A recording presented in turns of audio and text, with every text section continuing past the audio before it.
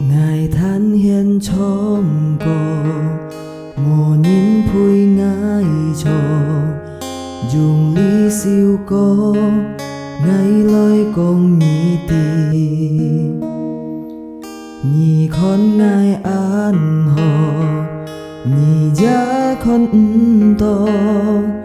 hàm ngài con ôi nhị ngài con chút hi dìm bùi phui cô nhị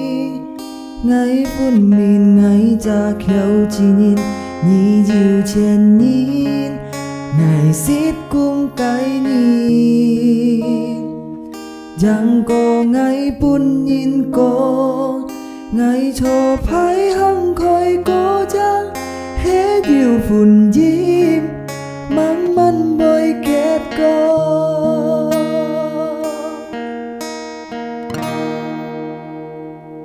nhị giết chút muôn cho mô ca ngày xong cùng khi kéo tháp trà ăn mô khó nên chít cá liông xa hiệu kyung hà hi nhà bu khá ngày sẽ nhà cha oi ki mô em ngày ban hà ngày phun min liều xa hiệu cho hà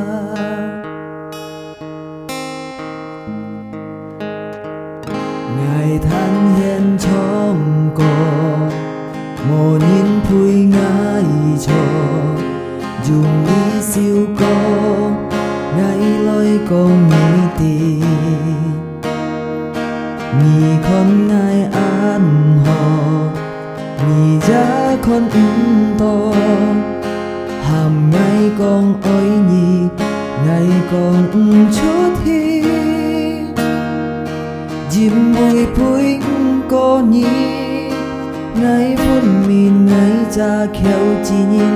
nhị dịu chen nhìn ngài xít cung cái nhìn giang cô ngài phun nhìn cô ngài cho phái hăng khói cô giang hết dịu phun dìm mang man bơi kết cô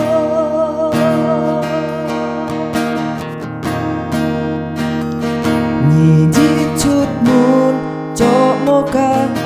ngày xong cùng khi kéo tháp trà ăn mô khó nên chít cá liông xa hiệu kyung hà thì nhà bu khá ngày sẽ nhà cha oi ki mô en ngày ban hà ngày phun min liều xa hiệu cho hà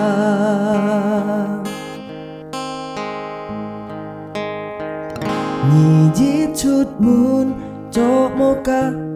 ngày xong cùng khi kéo tháp trà ăn mô khó nên chít cá liông xa hiệu kyung hà